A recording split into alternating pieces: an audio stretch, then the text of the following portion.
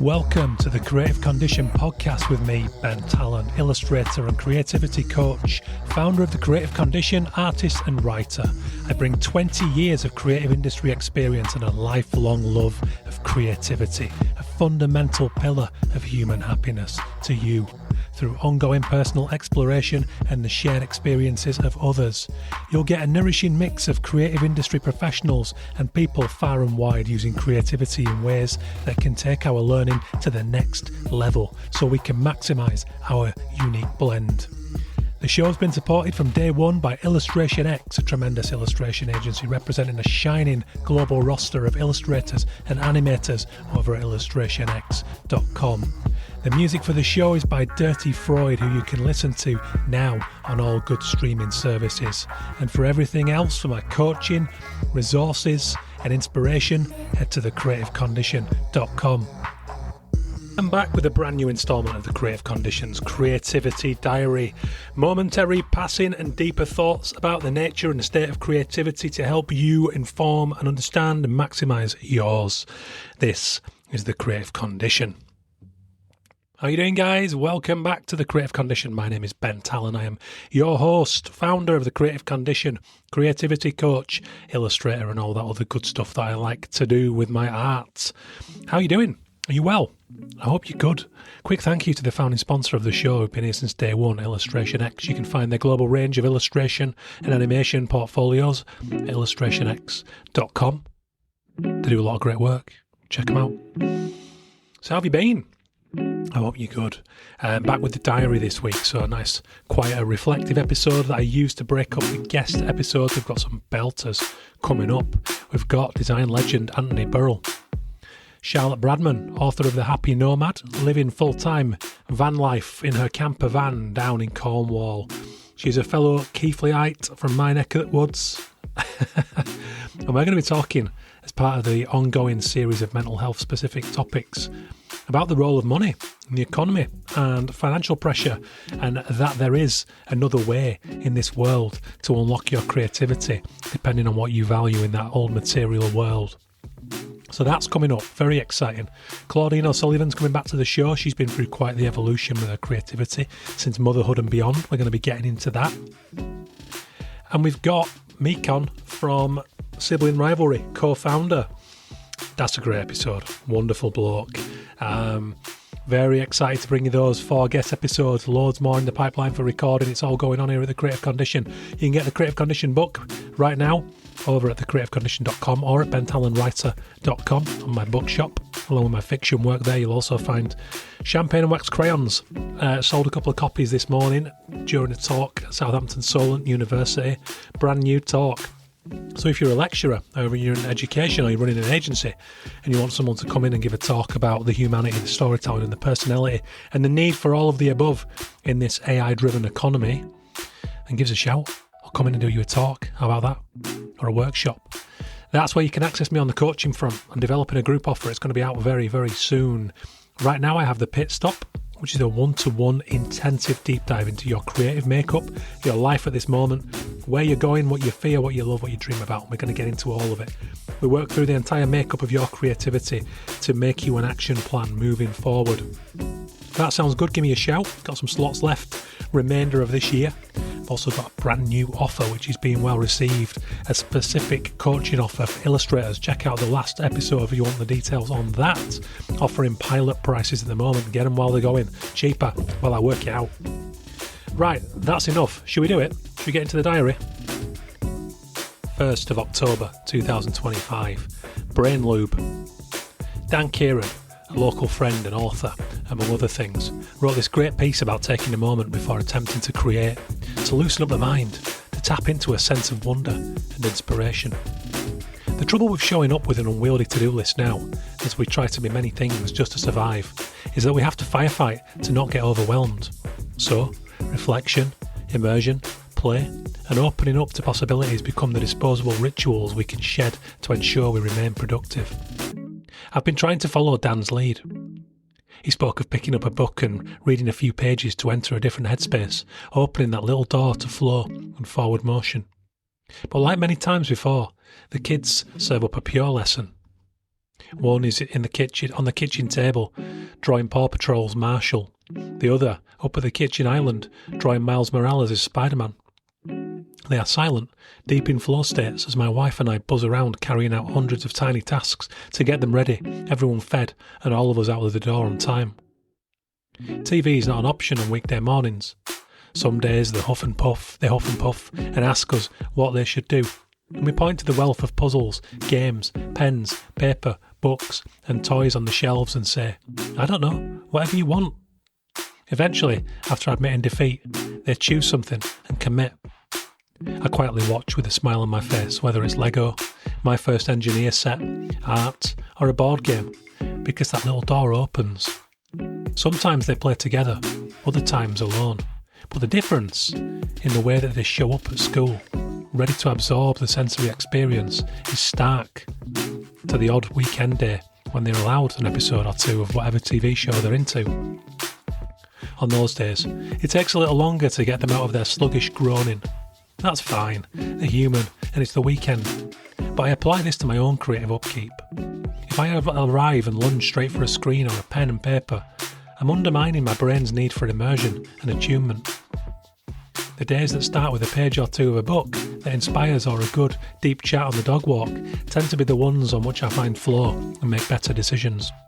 This is no revelation or profound piece of wisdom. It's common sense and bloody obvious, but the screens have been woven into every aspect of our being that we don't question the nature of their presence enough. As far as the kids go, whatever your point of view, go read The Anxious Generation by Jonathan Haidt.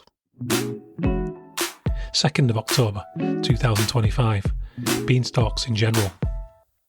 There was a question, but I missed it because of the clinking crockery being palmed into the dishwasher. The answer was uncertain, my wife wondering in real time as she considered it.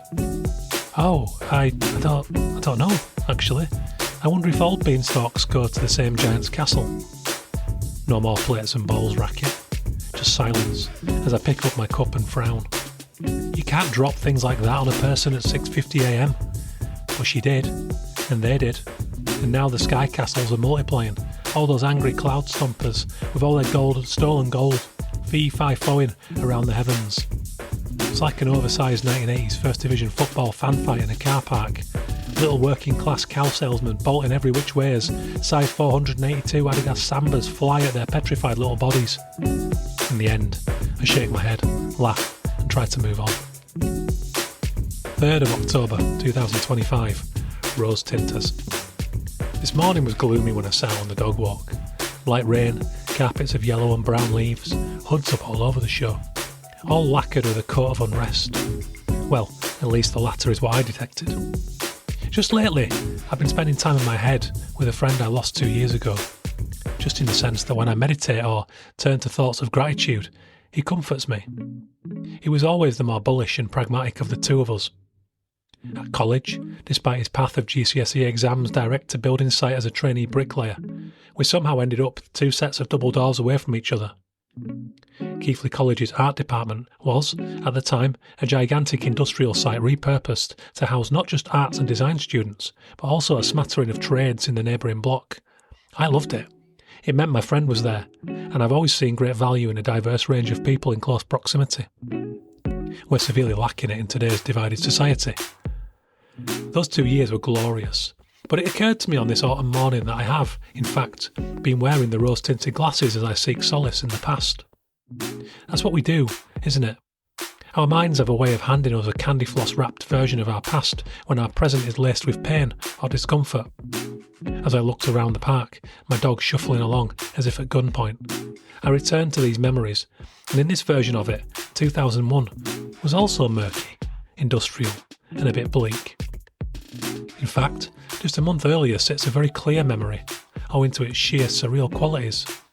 My brother bursting in the front door in his secondary school uniform going, "Quick, put the news on, someone's blown up the Empire State Building." My mum and I thought he'd lost it, but he was smart, a level lad, so we did as he asked, and, tragically, while he'd heard the wrong building, none of us will struggle to recall how 9/11 made us feel. It felt like Armageddon. For some families, it was.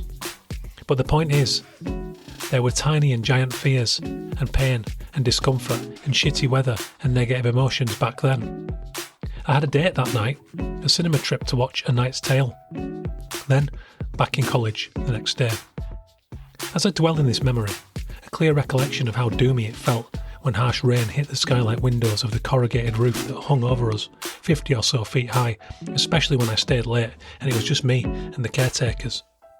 Somehow, though, we all made it through, with smiles and giddy anticipation of various adventures at universities nationwide. And now, despite a challenging time of anxiety, I'm taking steps to manage these thoughts with CBT, newly reintroduced strenuous exercise, and more non-booze socialising. And one day, I know I'll gaze back on this time with those rose tinters on. And I want these memories to acknowledge this battle while rejoicing, because actually, it's still pretty fucking good to be alive and able to create, to tell stories. 6th of October 2025, The Business. There's a local group who run pubs, hotels and restaurants. Their brand is different. You can be more than, less than, or different from. And different is my sort of positioning. Their tone of voice is warm, their visual identity eclectic and rich, but characterised by the humans who run it enough for it to make sense in an endearing way. They're a small group of people, at its core, who aren't afraid to try things, be playful, welcoming and humble, yet strong in their vision, and it makes a refreshing change to the sameness of bigger chains. So in the shadow of those nationwide high street names who are more than, they are not less than, but different from, and so they grow. It's welcome in this city which, like most in this economic climate, is in a fight for its soul as the wealth gap widens. Walking back past one venue this afternoon, I thought about the daily affairs of the people running this group and recognised something valuable about running a business with multiple manifestations. I imagined them moving from one outpost to the next, ensuring things were good on the ground, then retreating to some base, taking care of another aspect, be it work on the website, contractor affairs, branding, overall long-term steer of the company, and so on. That's when I realised that my houses were not in order. I've spread my focus too thin, and instead of taking care of each venue, I've been too hasty in opening new one after new one. Illustration, for example, would have been my first venue. That was the profession I studied. I became an illustrator and the place thrived with regulars and occasional clientele. So when that frustrated me in quiet spells beyond my control, I began to write about the experience. And on the side, I ran a music agency, for want of a better term, for the creative vehicle through which I've put on club nights and supported bands alongside Dirty Freud. So, a little less time went into illustration upkeep, because by now I had a competent agent at my back. As these exploits grew, podcast, books, lecturing, fiction collections, art direction on films, I ran after the next thing, and the next thing. Not with total abandon, but with enough gusto that I failed to employ a manager for any of the new venues.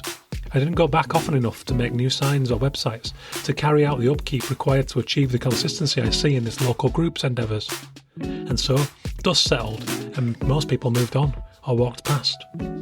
Customers amble by and make impulsive purchases here and there, but no marketing strategy brings more to form a stream. People remember that you do that thing, but it's not a part of the world they inhabit with any regularity. And so, only some of the venues serve the bigger beast. But here, in this new moment of clarity, after a period of overwhelm, I'm carrying out an audit on my many practices, taking small steps to design a puzzle in which the pieces fit, where one activity informs the next, and overall, when people see those manifestations of a bigger idea, they know it's mine, and it might just make them feel enough to go and tell a friend.